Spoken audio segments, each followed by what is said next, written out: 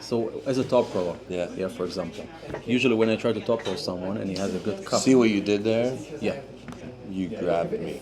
correct. This is a mistake, you're saying. In top rolling, I think that would be a mistake.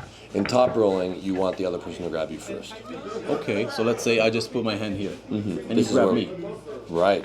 Okay, now I'm in a better position. Much better. And the action of your hand as I grab you is very important. Okay, So this whole thing is, we're talking about who touches who first kind of thing. Now, as I kind of approach you, you can start to think that I'm probably going to grab you, right? So before that happens, you will just slightly, supinate. just a little bit. So then the grip doesn't extend as far around. Yeah. And then you will be in a better position to pronate through. And let's say there's someone who knows what I'm doing here. Yeah, exactly. And everybody does know at the top level. So that's why the game pretty much always starts in the straps, because there's this whole battle of slipping and holding on and rising higher. And a lot of times it ends up in a strap because you'll both hit. Somebody will very quickly realize that they're not in a favorable position, and they'll very quickly exit. And in pro rules, all slips go to straps. So. So as Yeah. a top row, I just place my hand first and I wait for someone to catch it, to grab my hand. I don't grab someone. Let's talk about let's- talk about top rolling in a strap. Yeah. So the main objective is always just to get these lines. Like you want this line lower in your hand, right? Lower. Lower. You So want to this, get I wanna further see past it. Yes. as As low as possible. yeah. You don't want my thumb way up here. You want my thumb lower and lower and lower. I want to see as much as I can As from much this part. as you can, yeah. So this is one of the motions that you're working towards. And the same This exact thing, thing. like- Yeah, exactly.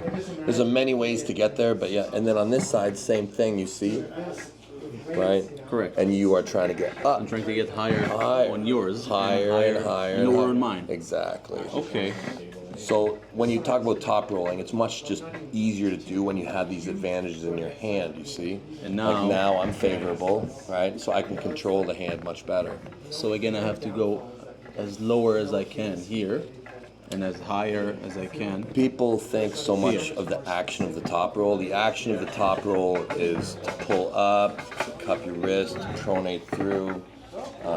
But the real beauty in the top roll is how you set it up. Right? So just always be advancing your hand to a point where that lane opens. And how do I do it against someone who's also advancing his hand in a strap? You have How to do I actually practice get for years and do 7-minute matches. Of course. It's this idea of climbing. Always be climbing, and you have to understand how.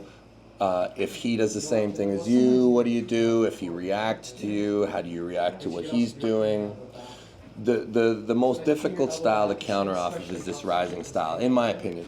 It's a rising style. The rising style, Like it's, the just, posting it's top roll? very difficult to counter because, you see, basically anything against it has very obvious technical answers. And the only style that's really good at it is the rising style. The rising style is good against the rising style. So Who has the better rise? yeah, Get it's it. so important. In arm wrestling, whoever has the better rise is of massive importance. Yeah. So you're talking about the posting. Rise versus rise, yeah. This outside, so you're already holding on to me. Yeah. Right, you can't be the first guy to hold on. You got to be able to knock the guy's hand down. So just you hold on me, and I try Yeah, to go and drive as up high as high I as can. you can. Yeah. This is the first part of arm wrestling. Yeah, and if the guy tries to hook you, there's your top roll. So that was my question actually, because if someone has a really good cupping, Yeah, well, And I try if to you top if you roll. set it up favorably, you should be in a great spot to top roll. But if you don't have enough, you have choices, right? So, like if you have a failed top roll, what I like to do is I like to give away the wrist and keep my pronation swing out. Like I would love to just top roll like this. but not against everyone. Right, you can't. So it'll be more like you're stuck in the middle and you have to make a choice. I hold on to pronation and I give up. And you give up your wrist. Oh yeah, and I'll get your fingers, and then from there I'll work. I'll work from here.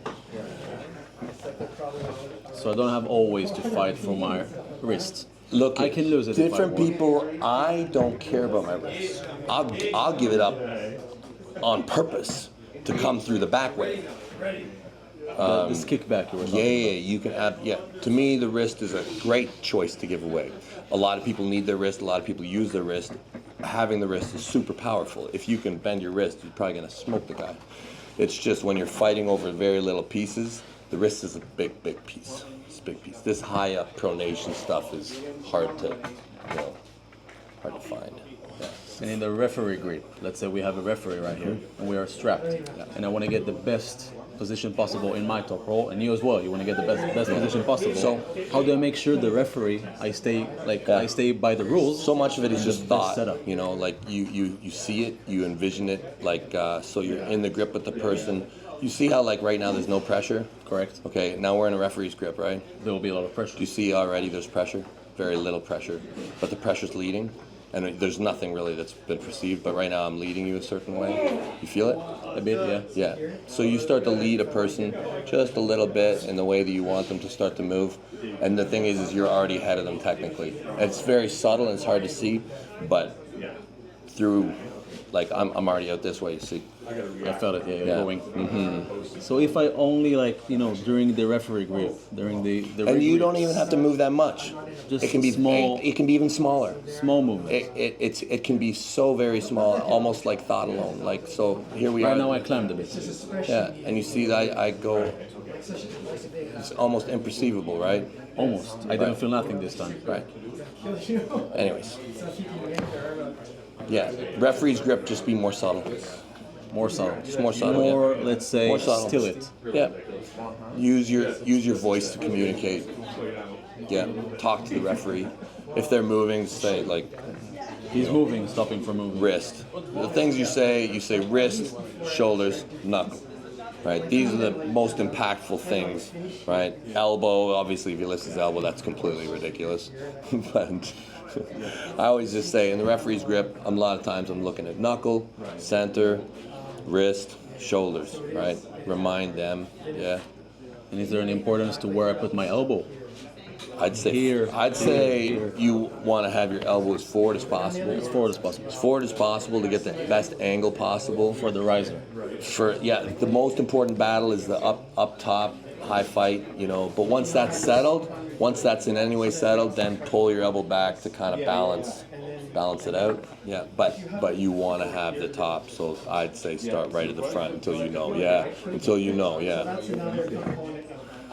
Now you already got me with the subtle pronation. I don't know. Yeah.